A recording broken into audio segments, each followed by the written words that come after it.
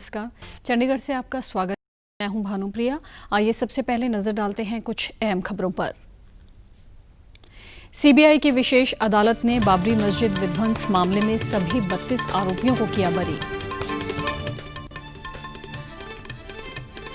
सरकार ने हरियाणा समेत 5 राज्यों के लिए न्यूनतम समर्थन मूल्य पर 14 लाख मीट्रिक टन दलहन और तिलहन की खरीद को दी।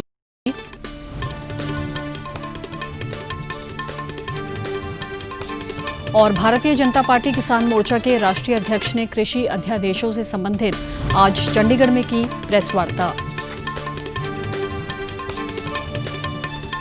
अब समाचार विस्तार से।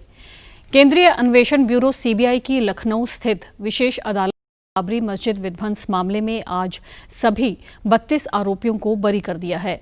सीबीआई की विशेष अदालत के न्यायाधीश सुरेंद्र कुमार यादव ने कहा कि विध्वंस की घटना अचानक हुई और सीबीआई की ओर से लगाए गए आरोपों को सिद्ध करने के लिए पुख्ता प्रमाण नहीं मिले। अपना फैसला सुनाते हुए विशेष न्यायाधीश ने कहा कि विध्वंस का काम कुछ असामाजिक तत्वों द्वारा किया गया था और आरोपियों से उनका कोई संबंध नहीं था। आरोपी खुद भीड़ को शांत करने का प्रयास कर रहे थे। लाल कृष्ण आडवाणी, मुरली मनोहर जोशी और कल्याण सिंह सहित 32 अभियुक्तों में से अधिकांश वरिष्ठ नेता विभिन्न स्वास्थ्य कारणों और कोरोना महामारी के चलते लखनऊ अदालत में मौजूद नहीं थे। देश में पिछले 24 दौरान कोविड-19 से 80,472 लोगों के संक्रमित होने के साथ ही संक्रमित लोगों का आंकड़ा 62 लाख को पार कर गया है। स्वास्थ्य मंत्रालय ने बताया है कि स्वस्थ लोगों की संख्या 51,87,825 होने के साथ ठीक होने की दर 83.33% हो गई है। कोविड-19 से कुल संक्रमित लोगों की संख्या 1,25,763 हो गई है, जबकि इस संक्रमण से एक दिन में 1,179 लोगों की मृत्यु हुई है। मृतकों की संख्या 97,497 हो गई है। वर्तमान में देश में कोरोना के 9,40,441 सक्रिय मामले हैं, जो कि कुल संक्रमित लोगों का 15.11% है। मृत्यु दर 1.5% है। भारतीय आयुर्विज्ञान अनुसंधान परिषद के अनुसार कल कोरोना वायरस के 10,86,688 नमूनों की जांच की गई। अब तक 7,41,96,729 कोविड नमूनों की जांच की जा चुकी है। सरकार ने अपनी मौजूदा न्यूनतम समर्थन मूल्य योजना के अनुसार किसानों से खरीफ फसलों की जारी रखी है। कृषि मंत्रालय ने कहा कि राज्यों के प्रस्तावों पर तमिलनाडु, कर्नाटक, महाराष्ट्र, तेलंगाना और हरियाणा राज्यों के लिए 14 लाख मीट्रिक टन से अधिक दलहन और तिलहन खरीद की मंजूरी दी गई है। खरीफ विपणन सीजन के दौरान वर्ष 2020-21 में हरियाणा और पंजाब में धान की खरीद 26 सितंबर से शुरू कर अब तक 3,164 मीट्रिक टन धान हरियाणा में और 13,256 मीट्रिक टन पंजाब में खरीदा जा चुका है। मंत्रालय का कहना है कि अब तक सरकार ने अपनी नोडल एजेंसियों के माध्यम से 46.35 मीट्रिक टन मूंग दाल की खरीद की है।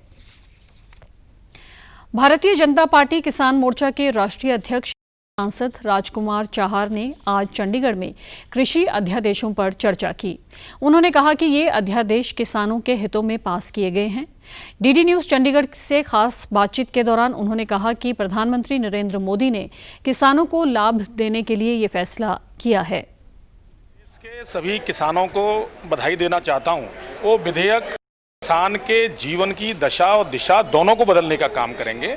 किसान के जीवन में खुशहाली लाने का काम करेंगे, किसान की उन्नति के रास्ते खोलेंगे और किसान की आय को दोगुना करने के लिए, उनके जीवन स्तर को ऊंचा उठाने के लिए और आज किसान अपनी उपज का व्यापारी की तरह अपना तय कर पाएगा और वो भी एमएसपी से ऊपर के दामों में। ये एक बहुत बड़ा क्रांतिकारी कदम, क्रांतिकारी विधेयक ये लोकसभा के अंदर आए हैं। उन्होंने एमसीपी पर हो रहे विवाद पर कहा कि एमसीपी को सरकार ने नहीं हटाया तथा किसानों के बीच इसके बारे में भ्रम की स्थिति पैदा की जा रही है। आय बढ़ाने के लिए देश के प्रधानमंत्री जी ने बहुत अडिगता के साथ और बहुत संकल्पता के साथ इस विषय को जब आगे बढ़ाया है, किसान की के रास्ते खुले हैं, तब ये भ्रम की स्थिति पैदा करने की कोशिश किसानों के बीच में कर रहे हैं। लेकिन आने वाले समय में आप देखिएगा, ये किसान जो आज भी मोदी जी पे विश्वास करता है, कल भी मोदी जी पे विश्वास करेगा। ना एमएसपी हटेगी और किसानों की आय बढ़ाने के लिए ये क्रांतिकारी कदम साबित होगा, ये मैं आपसे कह सकता हूँ। उन्होंने कहा कि किसानों को सुदृढ़ करने में केंद्र सरकार का फैसला लाभकारी सिद्ध होगा। कोविड-19 के कारण लॉकडाउन के बाद रेहड़ी पटरी वालों को अपना काम फिर से शुरू करने के लिए केंद्र सरकार ने प्रधानमंत्री स्वनिधि योजना की शुरुआत की है। इस योजना के तहत सड़क किनारे काम करने वाले लोगों को 10,000 रुपये का ऋण आसान शर्तों पर मुहैया करवाया जाता है। इस योजना के अंतर्गत 2020 तक सरकार ने 50 लाख से अधिक रेहड़ी पटरी वालों को ऋण उपलब्ध करवाने का लक्ष्य रखा है। चंडीगढ़ में भी इस योजना के तहत ऋण प्राप्त करके बहुत से लोगों ने अपना काम शुरू किया है। जो लोन 10,000 का देने के लिए ऐलान किया था, तो हमें 10,000 का लोन मिल गया और हम फिर से दोबारा अपनी दुकान स्टार्ट किए हैं और अपने बच्चों का पालन पोषण कर रहे हैं। इसलिए प्रधानमंत्री जी नरेंद्र मोदी जी का धन्यवाद। मुझे प्रधानमंत्री जी मोदी जी के राज में लोन मिला था ये, जिससे हम लॉकडाउन में बहुत परेशान थे। उससे थोड़ा बहुत हमारा काम सीधा थोड़ा चलने लगा है और हम प्रधानमंत्री जी का बहुत धन्यवाद करते हैं। स्वनिधि योजना के तहत ऋण समय पर भुगतान करने वालों को ब्याज में सब्सिडी भी दी जाती है और वे पहला ऋण समय पर चुकाने के बाद अधिक ऋण के पात्र भी बन जाते हैं। चंडीगढ़ में मच्छरों के कारण होने वाले डेंगू तथा मलेरिया जैसी बीमारियों की रोकथाम के लिए शहर के विभिन्न क्षेत्रों के जलाशय में गंबूजिया मछली डाली जा रही है। चंडीगढ़ के पशुपालन व मत्स्य विभाग की ओर से मच्छरों से पैदा होने वाली बीमारियों के खिलाफ कार्य करते हुए विभाग की ओर से ये पहल की गई है तथा सेक्टर 16 के rose garden, botanical garden, sector 26 butterfly park के जलाशयों में गंबूजिया मछलियां डाली गई। ये मछलियां मच्छरों का लार्वा खा लेती हैं तथा मच्छरों को पनपने नहीं देती हैं। विभाग के निदेशक तेजदीप सिंह सैनी ने कहा है कि Sukhna regulator and fish seed farm पर गंबूजियां तैयार की गई हैं तथा दिसंबर तक शहर के अन्य जलाशयों में इन्हें छोड़ने का कार्य किया जाएगा। विभाग के अधिकारियों ने बताया कि एक वयस्क गंबूजिया मछली 8 घंटे में 150 मच्छरों का लार्वा खा जाती हैं, जिससे मच्छर जलाशय में खत्म हो जाते हैं। विभाग ने कहा है कि आम लोग भी Sukhna regulator and fish seed farm से मुफ्त में गंबूजिया मछलियां ले जा सकते हैं। और अब खबरें फटाफट। कोरोना संक्रमण से एक दिन में स्वस्थ होने वालों का औसत पहुंचा 90,000। उच्चतम न्यायालय ने सिविल सेवा प्रारंभिक परीक्षा स्थगित करने से किया। प्रधानमंत्री ने कहा कि कृषि सुधार विधेयकों का विरोध कर रहे लोग नहीं चाहते कि किसानों को खुले बाजार में अपनी उपज बेचने की मिले आज़ादी। पंजाब सरकार ने कोविड-19 के कारण IAS, PCS और अन्य विभागों की विभागीय परीक्षाएं की स्थगित।